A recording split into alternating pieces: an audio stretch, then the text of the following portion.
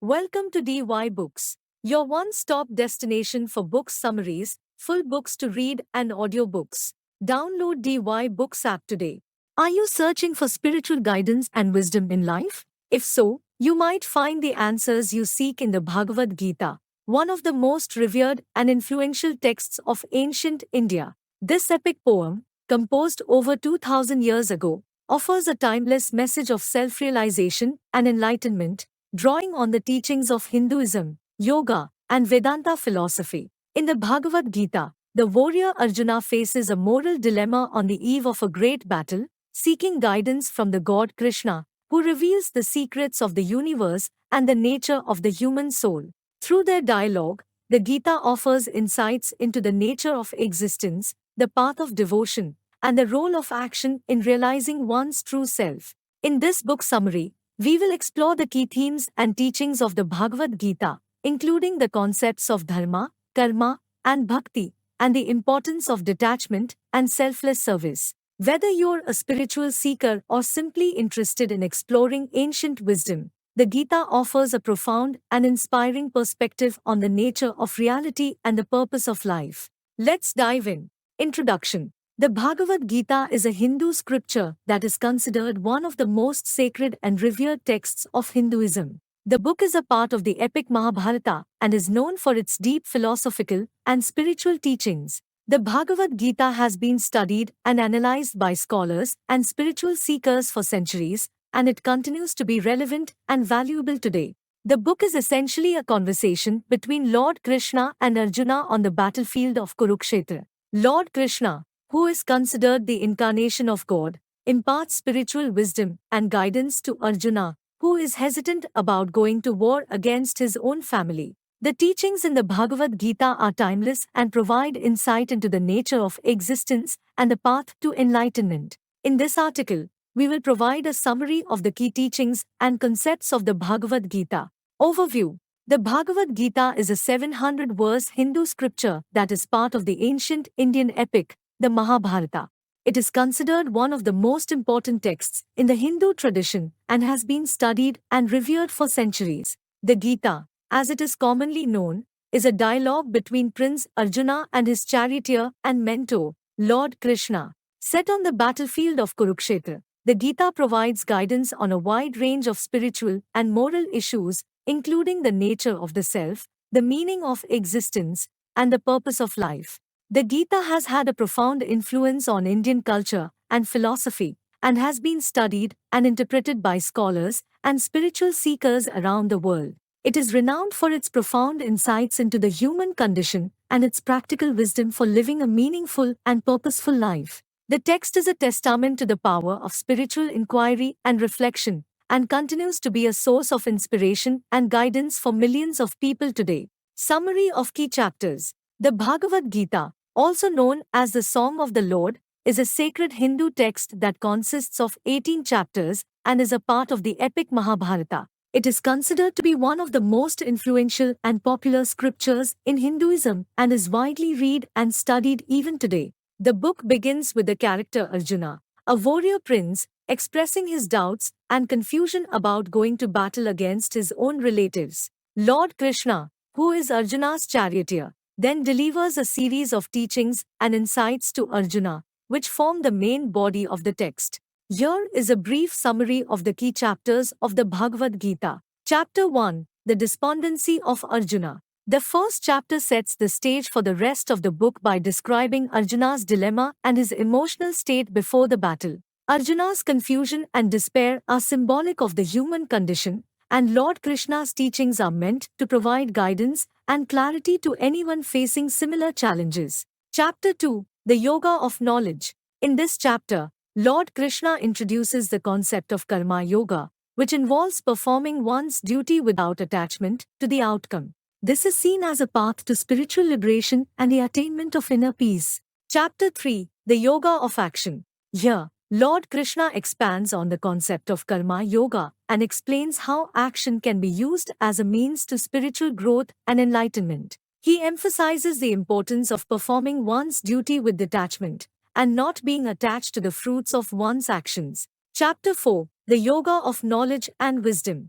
In this chapter, Lord Krishna discusses the importance of spiritual knowledge and how it can lead to true wisdom and enlightenment. He also speaks about the cycle of birth and death, and how one can break free from this cycle through the attainment of spiritual knowledge. Chapter 5, The Yoga of Renunciation. This chapter emphasizes the importance of renunciation and detachment in the pursuit of spiritual growth. Lord Krishna explains how one can renounce the fruits of one's actions and achieve a state of equanimity, which is essential for spiritual progress. Chapter 6, The Yoga of Meditation. This chapter focuses on the practice of meditation and how it can be used to attain spiritual enlightenment. Lord Krishna provides a detailed description of various meditation techniques and emphasizes the importance of practice and discipline in achieving success. Chapter 7, The Yoga of Knowledge and Understanding. Here, Lord Krishna explains the nature of the divine and the importance of developing a deeper understanding of the ultimate reality. He also speaks about the importance of devotion and surrender in the pursuit of spiritual growth. Chapter 8, The Yoga of Imperishable Brahman. In this chapter, Lord Krishna speaks about the nature of the ultimate reality, which is described as imperishable and eternal. He also explains the process of achieving liberation from the cycle of birth and death through the practice of meditation and the attainment of spiritual knowledge. Chapter 9, The Yoga of Sovereign Knowledge and Sovereign Mystery. This chapter discusses the nature of the divine and the importance of developing a deeper understanding of its mysteries. Lord Krishna emphasizes the importance of devotion and surrender in the pursuit of spiritual growth. Chapter 10, The Yoga of Divine Glories. Here, Lord Krishna speaks about his divine qualities and the ways in which he manifests in the world. He emphasizes the importance of devotion and surrender to him as a means to attain spiritual enlightenment. Chapter 11, The Yoga of the Vision of the Cosmic Form. Krishna showed Arjuna a very big and powerful form which made Arjuna feel very scared. Krishna tells Arjuna that he is really big and goes on forever. He is the start, middle, and end of everything. He says that everything happens because of him and that everything relies on him. Arjuna understands who Krishna really is and bows down to him. He asks for forgiveness and kindness. Chapter 12, Bhakti Yoga. The 12th chapter is about Bhakti Yoga, the path of devotion and love towards God. Krishna explains the significance of devotion and how it is the easiest path to attain moksha or liberation. He talks about how a person can attain the highest level of devotion by engaging in activities such as service, worship, meditation, and contemplation. By doing so, a person can experience God's presence within oneself and develop a deep love and devotion towards God. Chapter 13, Kshetra and Kshetrajna Vibhaga Yoga. The 13th chapter talks about the distinction between the body, the soul, and the supersoul or the Brahman. Krishna explains how the body is like a field or kshetra, and the soul is the knower of the field or kshetrajna. The supersoul or Brahman is present in every living entity, and it is the source of all knowledge, memory, and forgetfulness. Krishna emphasizes the importance of understanding the distinction between the body, the soul, and the supersoul to attain spiritual knowledge and liberation. Chapter 14, Gunatraya Vibhaga Yoga. The 14th chapter discusses the three modes of material nature, Sattva,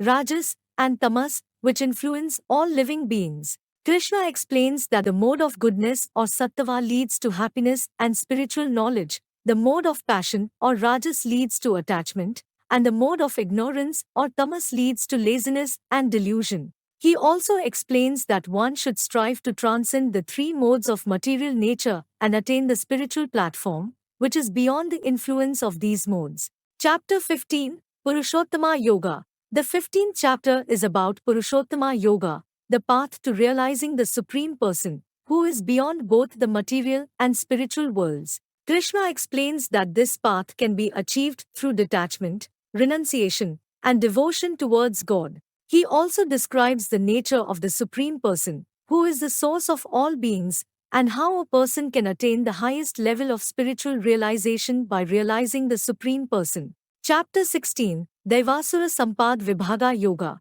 The 16th chapter talks about the two types of tendencies, divine and demoniac, that exist in every person. Krishna explains that a person with divine tendencies is characterized by qualities such as fearlessness, purity, honesty, and self-control, while a person with demoniac tendencies is characterized by qualities such as arrogance, greed, anger, and envy. He emphasizes the importance of cultivating divine qualities and avoiding demoniac qualities to attain spiritual knowledge and liberation. Chapter 17, Shraddha Taraya Vibhaga Yoga. The 17th chapter talks about the three types of faith, sattvic, rajasic, and tamasic, that exist in every person. Krishna explains that a person's faith determines their actions and their destiny. He also describes the characteristics of each type of faith and how they affect a person's spiritual progress. Krishna emphasizes the importance of developing sattvic faith, which leads to spiritual knowledge and liberation.